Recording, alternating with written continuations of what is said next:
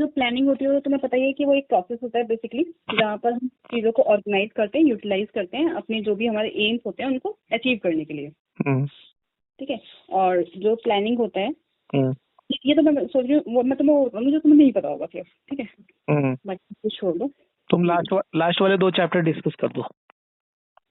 अभी मैंने वो कर ली जो मैंने पहले बनाए हुए थे नोट्स, पहले वो बता रही हूँ। अच्छा ठीक है। हाँ ठीक है। अच्छा, जैसे अगर मैनेजमेंट पूछते हैं तो मैनेजमेंट जो होता है वो एग्जीक्यूटिव प्रोसेस होता है ना। और जो प्लानिंग होता है वो बेसिकली क्या है, प्लानिंग क्या है, प्लानिंग और मैनेजमेंट में डिफरेंस है ना।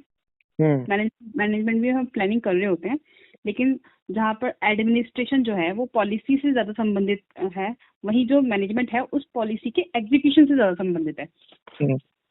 ठीक है। उसके बाद पॉस्कोर तुम्हें पता ही है, सीपीएम पता है तुम्हें, क्रिटिकल पाथ मेथड? नहीं पता।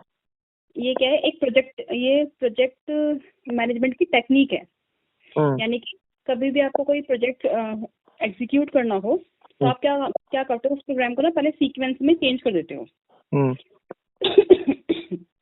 उस जो काम होगा, जब आपने छोटे छोटे सीक्वेंस में कन्वर्ट कर दिया, फिर आप उसको एक शेड्यूलिंग यानी कि टाइम अलॉट करते हो। तो ये क्रिटिकल पाथ इसलिए इसका नाम है कि अगर ये क्रिटिकल यानी ऐसे बिंदुओं पर आप इसको चेंज करते हो, सीक्वेंसिंग करते हो कि अगर कहीं एक जगह डिले हुआ तो पूरा प्रोग्राम इफेक्ट हो जाएगा और पूरा प्रोग्राम डिले हो जाएगा। और कहीं आपने एक जगह स्पीड दे दी तो पूरा प्रोग्राम ही स्पीड हो जाएगा। तो बेसिकली क्या है, ये एक प्लानिंग, शेड्यूलिंग और कंट्रोलिंग की टेक्निक है। इसको प्रोजेक्ट मैनेजमेंट टेक्निक भी बोलते हैं, सीपीएम। ठीक है। इसकी जो फुल फॉर्म है वो क्रिटिकल पाथ मेथड है। और ऐसे ही इसके साथ चलता है PERT, PERT। और PERT क्या होता है, ये है project evaluation and review technique. इसके अंदर भी सेम हम सीक्वेंसिंग करते हैं, है ना। बस दोनों के अंदर डिफरेंस क्या है कि यहाँ पर ना टाइम का इतना ज्यादा इफेक्ट नहीं है जितना कि सीपीएम में, इसलिए इसका नाम भी है क्रिटिकल पाथ मेथड। और ये जो हम PERT क्यों करते हैं, यहाँ पर हम टाइम और जो कॉस्ट है उसको कंट्रोल करने के लिए करते हैं कि भाई टाइम भी यानी कि विद इन टाइम हमारी चीजें हो जाए, यानी जो वही वाली बात जो हमने कल की थी, इफेक्टिवनेस एंड एफिशिएंसी। तो अगर हर एक चीज को, हर एक सीक्वेंस को हम शेड्यूल कर देंगे सही से, तो जो हमारा काम है वो कम कॉस्ट के साथ और ज्यादा बेहतर हो जाएगा। तो अगर पूछता है आपसे कि भाई PERT या सीपीएम क्या है, तो ये बेसिकली दोनों कंट्रोलिंग की टेक्निक्स हैं या फिर प्रोजेक्ट मैनेजमेंट की टेक्निक्स हैं। और ये किससे संबंधित है, ये सीक्वेंसिंग से संबंधित है, distribution of time and cost से। ठीक है। स्वैट मैंने आपको बताया, वो आपने मेरे को कल बताया ही था। ठीक है। उसके बाद टेलरिज्म क्या कहता है, टेलरिज्म वो आपको पता होगा, पता है आपको क्या कहता है टेलरिज्म? बताओ। किस मेथड पे ये काम करता है कि ये काम करता है टेलरिज्म, जैसे कल आप बता भी रहे थे कि अगर हम किसी भी प्रोग्राम को या किसी भी एक्टिविटीज को जब सीक्वेंस में कन्वर्ट करते हैं तो उसमें एक और बेनिफिट होता है, हम उसकी स्किलिंग कर देते हैं कि इस काम के लिए इतना ही स्किल चाहिए, इस काम के लिए इतना स्किल चाहिए। तो उससे क्या होता है, बहुत ही कम स्किल मैन पावर के साथ जो है हम ज्यादा आउटपुट दे पाते हैं।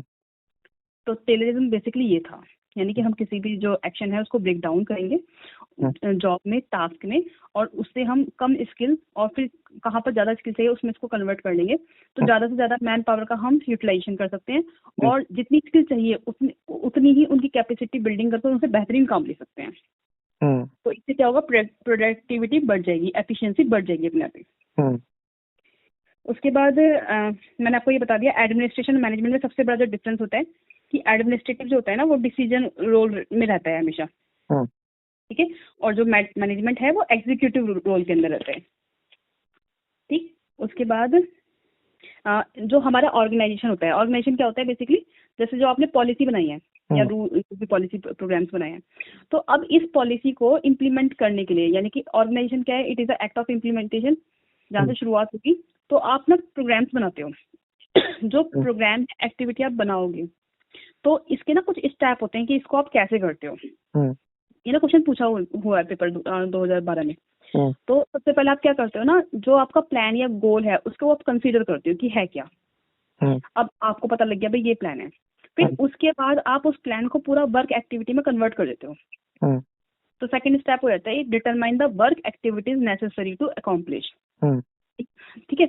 उसके बाद जैसे आपने एक्टिविटी कर दी, अब आप उन एक्टिविटी को आप क्लासीफाई करते हो कि ये सपोज ये जो एक्टिविटी है ये एचआर की है, ये जो एक्टिविटी है सेल्स की है, ऐसे से तो उनको क्लासिफाई कर देते हो।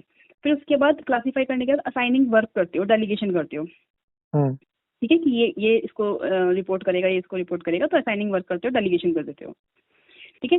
डेलीगेशन करने के साथ एक हायरार्की आप सेटअप करते हो ताकि हायरार्की में कौन किसको रिपोर्ट करेगा ये रिलेशनशिप बन जाए, यानी अकाउंटेबिलिटी तय कर देते हो एक तरीके से, रिस्पांसिबिलिटी एंड अकाउंटेबिलिटी। हाँ, यानी ये आपका एक सिस्टम बन गया। अब इस सिस्टम को आप क्या करते हो उसके बाद, आपको पता ऑर्गेनाइजिंग के बाद वो हम स्टाफिंग करते हैं बेसिकली। अब ये सिस्टम बन गया, फिर उसके बाद हम स्टाफिंग कर देंगे कि फिर हम रिक्रूटमेंट वगैरह वो सारा तुम्हें पता ही है, ठीक है। और फिर ऐसे ना स्टेप ऑफ कंट्रोल भी पूछ सकते हैं। तो जो हम कंट्रोल करते हैं वो बेसिकली क्या करते हैं, कंट्रोल में हम ना रिव्यू करते हैं कि सपोज हमने जो हमारे प्री स्टैंडर्ड रहे होंगे किसी भी एक्टिविटी को लेकर, कोई भी प्रोजेक्ट या पॉलिसी को लेकर, तो जो हमारे स्टैंडर्ड सेट हैं उस स्टैंडर्ड से जैसे जैसे हमारा काम चल रहा है, सारा ऑर्गेनाइजिंग वगैरह सब कुछ कर रहे हैं, और लास्ट में हम इवैल्यूएट करते रहते हैं कि उस स्टैंडर्ड से अभी जो हम कर रहे हैं वो कितना सेट है, कितना ठीक है। सपोज अगर वो ठीक है तो कोई बात नहीं है, हम उसको ऐसे ही मूव रखेंगे इसका। लेकिन सपोज तो नहीं है तो हम क्या करेंगे, करेक्टिव मेजर्स लेंगे। तो उसमें हमें क्या करना पड़ेगा, एनालिसिस करना पड़ेगा कि जो डेविएशन आ रही है वो क्यों आ रही है। अगर डेविएशन आ रही है तो करेक्टिव मेजर्स लेंगे। तो आप देखोगे जब करेक्टिव मेजर्स लेंगे तो साइकिल दोबारा वहीं पर आ जाएगी जहाँ से स्टार्ट किया था, कि स्टैंडर्ड से कंपेयर करना, फिर ये तो ये एक साइकिल है basically, control is a cycle.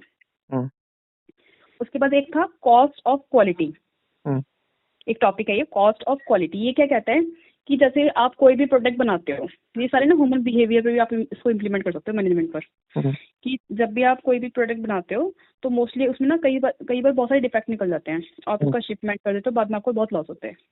तो कंपनीज में क्या करती थी ना कि जब आप कोई भी शिपमेंट बना रहे हो उसी टाइम पर वो क्या करते थे, प्रिवेंशन का मेजर रखते थे और उसे बोलते थे प्रिवेंशन कॉस्ट, कि बिटवीन द प्रोसेस ही आप ये चेक रखें कि कहाँ पर डिफेक्ट है और उसी टाइम पर उसको ठीक कर दें, ताकि वो जो बाद में आप उसको गारंटी देते हो, वारंटी देते हो, उस टाइम पर आपका जो कॉस्ट है वो ना लगे, है ना, या पीस रिजेक्ट हो जाते हैं ये सारी। तो एक इन्होंने बताया था कॉस्ट ऑफ क्वालिटी में प्रिवेंशन कॉस्ट, एक बताया था अप्रेजल कॉस्ट, एक था इंटरनल फेलियर और एक था एक्सटर्नल कॉस्ट। तो प्रिवेंशन कॉस्ट तो आपको पता लग गया, ड्यूरिंग द प्रोसेस आप सारी प्रिवेंशन लेंगे, ठीक है, और जो भी प्रॉब्लम होगी हैंड टू हैंड भी ठीक कर देंगे उसको।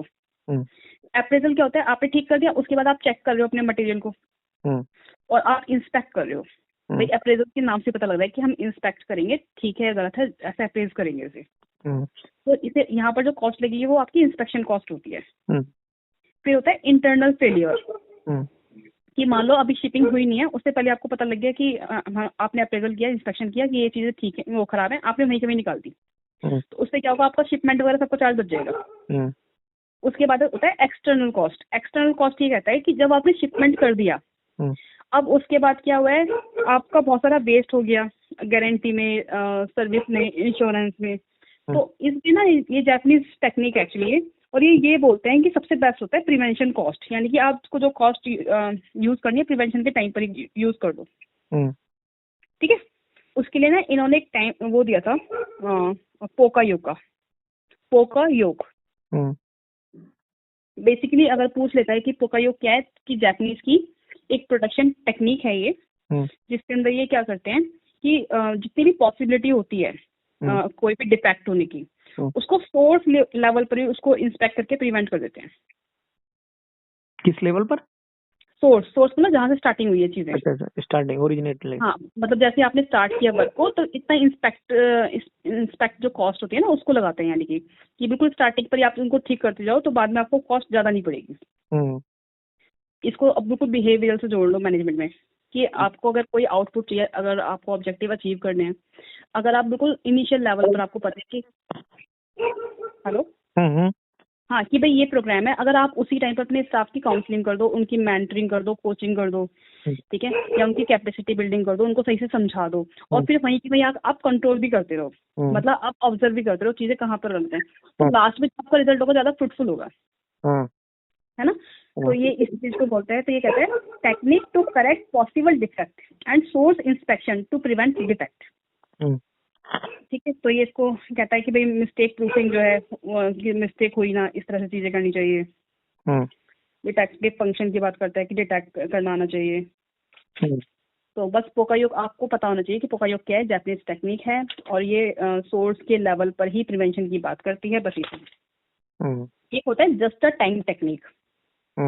जस्ट अ टाइम तो आपने कई बार पढ़ा होगा, इस वाली बुक में भी रखा है। जस्ट अ टाइम में ये कहता है कि जिस चीज की आपको जरूरत है ना तभी की तभी आप उस चीज का प्रोडक्शन करो, एक्स्ट्रा करके मत रखो।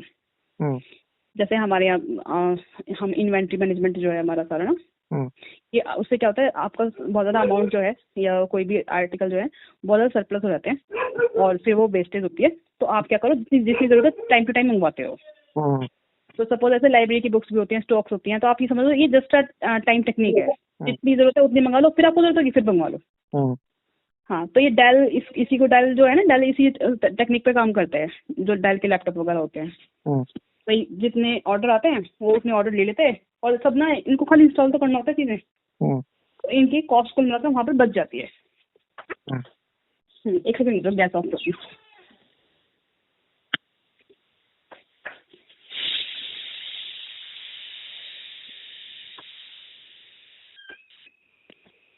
मैं कहाँ पर थी, ये बात बता दिया। उसके बाद तुमने चेंज मैनेजमेंट पढ़ा था एनसीईआरटी में या हमने कहीं पढ़ा है चेंज मैनेजमेंट?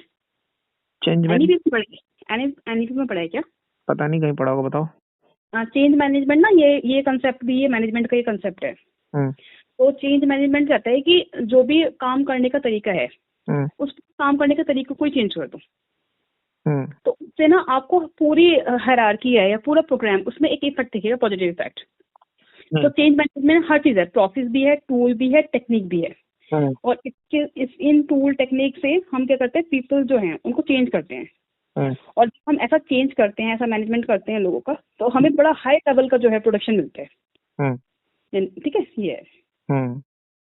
इसका कीवर्ड्स है जैसे कि realization and adopting the change, कि लोग उस चेंज को ना अडॉप्ट भी करें, यानी पीपल को आपको realization and adopting of change. कि जैसे सपोज EMC आया है नया प्रोग्राम, तो आप अगर लोगों को ये रियलाइज करा दो कि ये तो बहुत इंपॉर्टेंट है और ये आप कर सकते हो, बल्कि आपके लिए बेहतर है और इससे आपको इंक्रीमेंट भी मिल सकता है, ये कुछ भी आप इसको रियलाइज करा दो, तो ये चेंज मैनेजमेंट का एक पार्ट है कि पूरा मैनेजमेंट इस तरह से अगर आप चेंज कर देते हो तो आप देखना आपको रिजल्ट बड़े अच्छे दिखते हैं। एक मिनट रुकना सीमा, एक दोस्त का फोन आ रहा है, उठा लो।